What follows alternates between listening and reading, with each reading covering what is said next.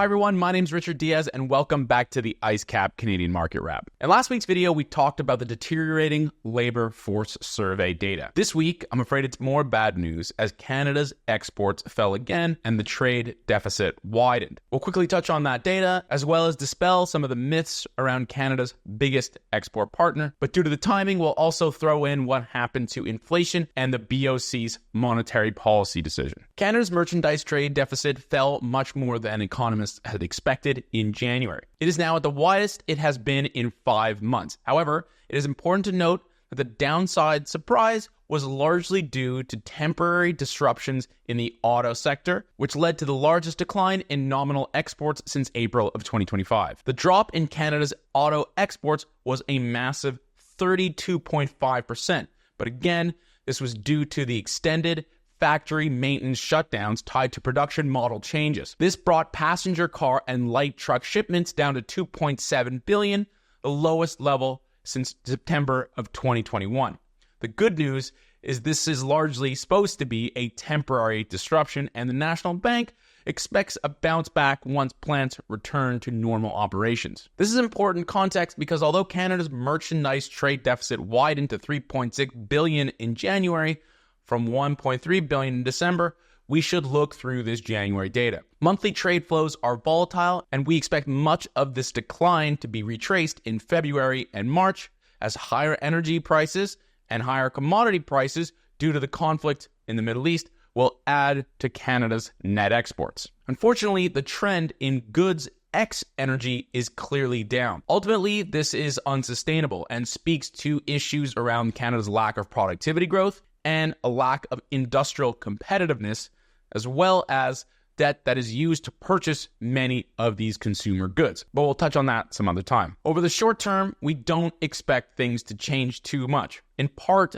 that means that we expect Canada to be relatively insulated from the war in Iran and even benefit from this commodity boom. Remember, Canada sells natural resources to pay for everything else. Drilling in just a little bit, in growth terms, exports to the United States were down by 3.8% month on month and continued to trend lower. It's down 25% from a year ago.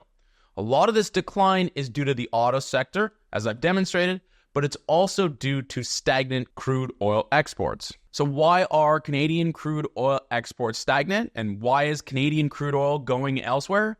Because pipelines work, especially to the West Coast. And this chart makes it extremely clear that more egress to the West Coast means that U.S. companies and U.S. consumers must compete with the world, and Canadian oil will no longer be sold at a discount. Indeed, it will go to the highest bidder. But let's not get it twisted. Canada's largest export partner will always be the U.S. because proximity, and as I've demonstrated, pipelines matter. And because of the CUSMA exemptions. So despite the softness we're seeing in trade with the US, 89% of the cross-border trade remains duty-free. The average effective US tariff on Canadian goods stands at 3.1%, which is still the lowest among many US trading partners. Now, I understand there are some sectors that are getting crushed by this, but the data is very clear. The average sits at 3.1%. Not enough is being said about the importance of CUSMA. In fact, some in the media are starting to float this idea that we don't need it, that we can pivot to Europe. This cannot be further from the truth. Without CUSMA and the US as our major trading partner, Canada would be in serious economic trouble. All right, so switching gears onto inflation. And the reason I didn't do a whole video on the recent inflation print is because as soon as it was released, it was more outdated than normal. Given how much the outlook has shifted following the conflict in the Middle East, we didn't want to spend too much time on it. However, it still does provide a snapshot on pricing dynamics and where we were going before the conflict. And indeed, the picture is encouraging. Inflation was lower than economists expected at 1.8%, and this was a significant drop from the 2.3% recorded in January. However, this was largely due to the effect of indirect taxes from a year ago. Last month, I warned about Canadians comparing food inflation across countries. Yes, food prices are growing much faster than in the US and other countries, but Canada is still working through the cynical pre-election GST tax cut gimmick. I've highlighted those base effects with the circles.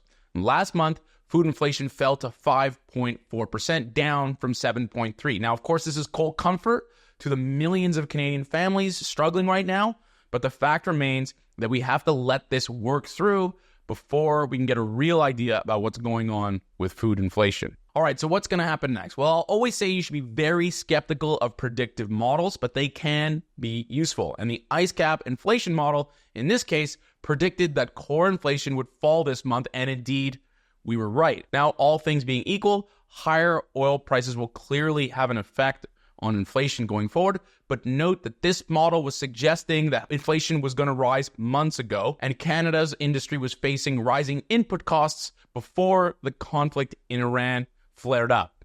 Watch this space. Okay, now quick words on the monetary policy report. I'll be quick because the BOC kept the overnight target rate unchanged as was expected. But with weak inflation and weak trade data and contracting employment, it's our expectation that Canada will likely slip into technical recession this year. It's far more likely that the BOC will cut this spring rather than hike, but this is in stark contrast to the interest rate expectations that have been creeping higher. In our view, the OIS, or the overnight index swap market, is wrong. The BOC cannot deal with a supply shock by raising interest rates, and so they won't. Finally, before I let you go, a quick throw in from the BOC press conference and a word of praise from my favorite technocrat, Senior Deputy Governor Carolyn Rogers, who stated quite plainly that house prices must come down to boost housing affordability. Now, this should be very obvious to anyone paying attention, but for a long time, many in the government have been skirting around this truth and telling Canadians what they wanted to hear instead of what is the reality of the situation, and that is house prices must come down for them to become more affordable. All right, that's a wrap on this week's episode. Thank you again for watching. As always, please like, subscribe, and follow for more. And we manage money for families all across Canada and the world, so please feel free to get in touch.